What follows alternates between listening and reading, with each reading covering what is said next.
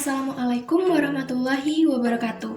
Selamat pagi Bu Sulastri, nama saya Azhara Berlian Septi ID, absen 2 dari kelas 12 MIPA 6. Di sini saya akan melakukan ujian praktik kimia, yaitu dengan melakukan uji coba elektrolisis. Alat bahan yang dibutuhkan di sini yang pertama ada larutan CH3COOH atau yang biasa kita kenal sebagai larutan cuka. Lalu yang kedua ada larutan NaCl. Di sini saya menyampurkan garam dapur dengan air. Selanjutnya kita membutuhkan pensil, 2 buah pensil. Yang kedua ujungnya sudah dilaut untuk digunakan karbon di dua sisinya. Selanjutnya ada kabel dan juga baterai. Di sini saya menggunakan 2 kabel yang sudah dikupas ujung-ujungnya agar nanti salah satu ujungnya akan dililitkan pada kutub positif dan juga kutub negatif pada baterai, dan ujung kabel lainnya nanti untuk dililitkan di karbon pada pensil.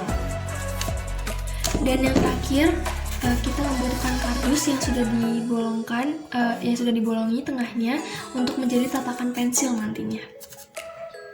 Nah, pertama-tama di sini saya akan menguji larutan NaCl terlebih dahulu.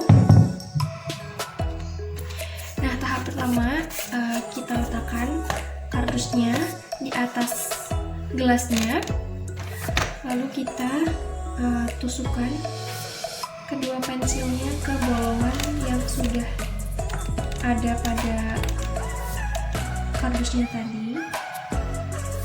Usahakan ujung karbonnya harus tercelup pada larutannya.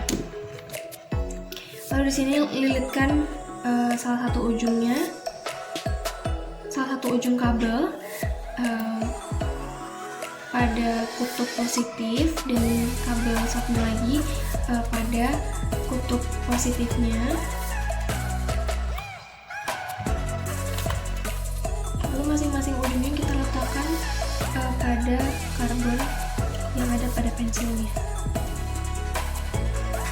Nah, dapat kita lihat ya bahwa pada larutan NaCl didapatkan hasil gelembung yang cukup banyak. Nah, selanjutnya di sini saya akan menguji larutan CH3COOH atau yang bisa kita kenal sebagai cuka. Di sini kita angkat dulu pensil dan juga baterai dan juga kabelnya. Kita lap dulu supaya nanti larutan CH3COOH-nya tidak terkontaminasi dengan larutan NaCl-nya.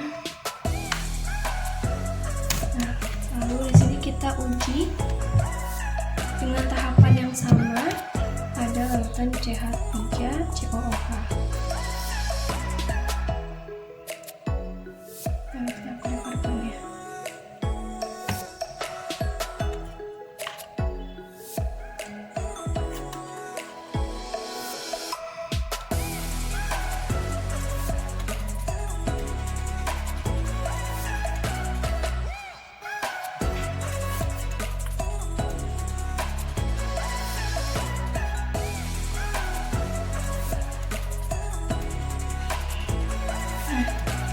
Terjadi hal yang sama, terbentuk juga gelembung-gelembung. Namun gelembung yang dihasilkan oleh asam cuka jauh lebih sedikit daripada gelembung yang dihasilkan oleh larutan NaCl. Nah, dari hasil percobaan yang telah dilakukan, maka dapat dipelajari bahwa NaCl merupakan larutan elektrolit yang kuat, sedangkan larutan asam cuka merupakan larutan elektrolit yang lemah. Hal ini dapat dilihat dari banyak atau sedikitnya gelembung yang dihasilkan. Nah, tadi pada saat pada percobaan pertama atau percobaan terhadap NaCl didapatkan hasil gelembung yang cukup banyak atau lebih banyak daripada larutan asam cuka. Maka dapat disebutkan bahwa NaCl merupakan elektrolit yang kuat, sedangkan asam cuka merupakan elektrolit yang lemah. Nah, pada percobaan itu juga terjadi reaksi reduksi dan juga oksidasi pada masing-masing larutan.